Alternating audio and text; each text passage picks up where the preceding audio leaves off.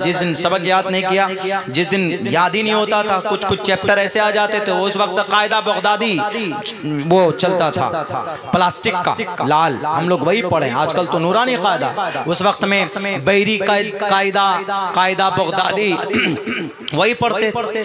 अलिफ पेश मजहूल पढ़ा जाता था। आज तो अलिफ बा ता सा जीम हा खा ऐसे पढ़ा जाता। उस वक्त में अली बे ते से जीम है के ऐसे पढ़ा जाता। बाद में तजवीद पढ़ने के बाद में हमारी ये वो ठीक हुई है। अलिफ पेश ओ, बे पेश सो, से पेश सो ऐसे पढ़ा जाता। आज भी मिलेंगे आपको ऐसे पुराने जितने भी लोग हैं, वो सूरह फातिहा आप उनसे सुनिए, अल्हम्दुलिल्लाह रब्बिल आलमीन अर्रहमान अर्रहीम मालिक यौमिद्दीन। आप लाख कोशिश कीजिए, ठीक नहीं होगा। पहले ज़माने में ऐसे तालीम होती थी, पढ़ा जाता। उसी में हमको याद है कि अम्मी एक रोज़ बहुत सख्ती, अलिफ पेश ओ, हम बोलते थे अलिफ पेश सो। बहुत पिटाई भी थी हमारी इस पे पढ़ने पे। तो उस दिन हम रूठ गए कि मारे जा रहे, हमारी क्या गलती, हम पढ़ रहे हैं अलिफ पेश ओ के बजाय अलिफ पेश सो निकल रहा है, तो हम क्या करें। हमारा कहने का ये अर्थ था, तो हम रूस गए। सोचे क्या थोड़ा रूठ जाएंगे, गुस्सा हो जाएंगे। तो अब्बा आएगा, अब्बा आए थे तो अब्बा अम्मी डांटती, कहने बच्चा मेल है। अब्बा आए, आने के बाद क्या पूछते हैं, सबक सुनल को न सबक इकर खाना बन क्या देख दी दिन तक। हमें कह रे बाप रे, ये तो और उनसे बड़ा दज्जाल। लेकिन वो दज्जाली नहीं, वो उनकी एक शफकत और उन्हीं लोगों की मेहनत है कि आज यहाँ तक पहुँच पाए हैं। अगर कुछ दो लफ्ज़ बोल पाते हैं, सीने में कुरान है, अगर कुरान और हदीस को समझने की सलाहियत अगर कहीं से पैदा हुई है तो अपने माँ बाप की मेहनत की वजह से हुई, उनकी सही तरबियत हुई। डेली 1.5 साल तक मेरे घर से हरवा चौक का मदरसा तकरीबन 1.5 से 2 किलोमीटर का है। 1.5 साल तक डेली का मामूल था। सर्दी हो, गर्मी हो, आंधी हो, तूफान हो, बस अपना थैला उठाया, डेली वो बासी भात खा करके 8 आना मिलता था और जाकर अपना पढ़ करके डेली दोपहर को आना। उसी तरबियत का नतीजा था।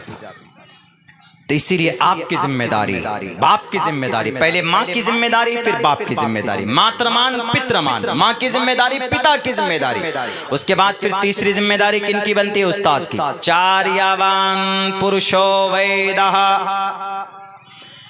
अब चूंकि माँ बाप के पास एक महदूद वक्त था, उन्होंने दिया। उसके बाद हमारा दाखिला कराया गया, कहाँ पर, चलो बैरगाछी में, वहां पर गए तो वहां पर उस्ताजों ने मेहनत की, उस्ताजों ने मेहनत की हम पर।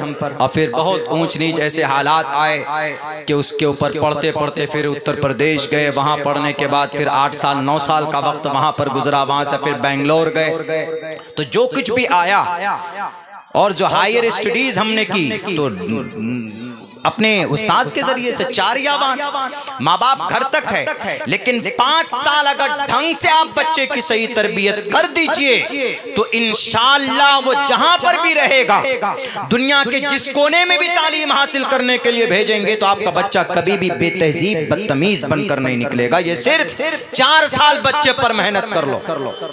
आज जो हमारे नौजवान अपाची खपाची गाड़ी में कोरेक से चढ़ाकर जो उड़ते हैं ना, डेली जो कि हाट के अंदर हाई स्कूल के करीब में 2-2 3-3 नौजवानों की बाइक वो ट्रक के नीचे आ जाते। कौन है वो? पिकटुन होले वाले।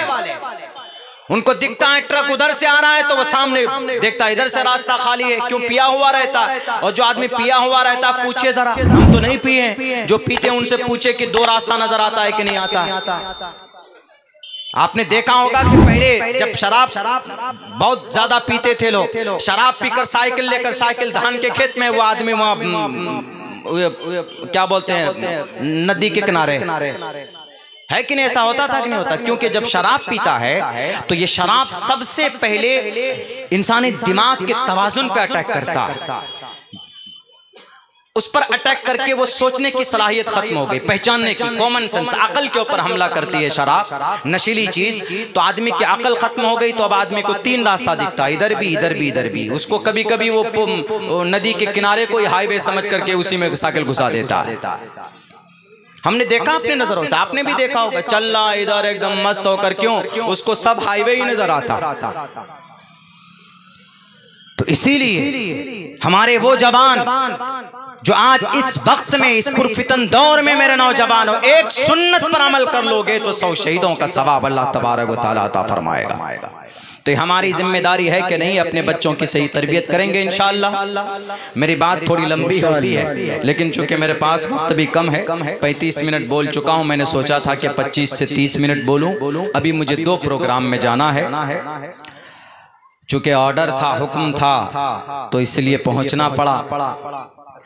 बैतसानी बस्ती में है, डर भी लगता है, वरना पिछले 10-15 दिन से मैं बाहर था। उमूमन बाहर का प्रोग्राम की मसरूफियत रहती है, इसलिए इलाके में नहीं आ पाता हूँ। वरना आपके इलाके के बड़ी मुस्तनद कई मुअज़्ज़ज़ आलिम दीन मौजूद हैं। मुफ्ती मुजाहिद साहब हैं, मौलाना नसीमुद्दीन साहब हैं, मौलाना इब्राहिम साहब हैं। इनसे हम लोगों ने सीखा है। हम तो कुछ भी नहीं है, एक तालिब इल्म है, लेकिन फिर भी ऑर्डर हुआ, आना है। सबसे पहले मुखिया जी का फोन गया था कि अरे वहाँ प्रोग्राम है, आपको आना है। हमने कहा कि इंशाल्लाह प्रोग्राम में शरीक जरूर होऊंगा, भले ही कुछ मैं पेश न कर सकूं लोगों के सामने, लेकिन यह है उंगली कटाकर शहीदों में भी अपना नाम लिखाने की कोशिश करूंगा। आऊँगा ज़रूर और कम से कम अपनी शक्ल दिखाऊंगा।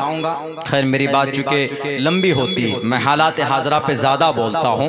मैंने उसको छेड़ा भी नहीं है, उसकी ज़रूरत भी नहीं है, लेकिन आज ज़रूरत इस चीज़ की है कि हम अपने बच्चों पर फोकस करें, अपने बच्चे की सही तरबियत करें। 10 साल 5 साल 4 से 5 साल बच्चे की सही तरबियत कर लीजिए, इंशाअल्लाह आपका बच्चा आपके लिए निजात का जरिया बन जाएगा। इंशाअल्लाह अपने बच्चे की सही तरबियत करेंगे इंशाअल्लाह। अब यहाँ से आगे का प्रोग्राम जो तरतीब है उस हिसाब से होगा इंशाअल्लाह। एक बड़ा मजमा होगा इशा के बाद में।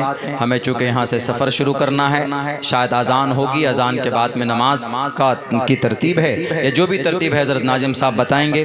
बहुत बहुत शुक्रिया जी। हुक्म है कि और कुछ देर लबकुशाई करते ताकि लोगों की प्यास बुझ जाती। वो एक प्रेशर है बाहर से कि आपको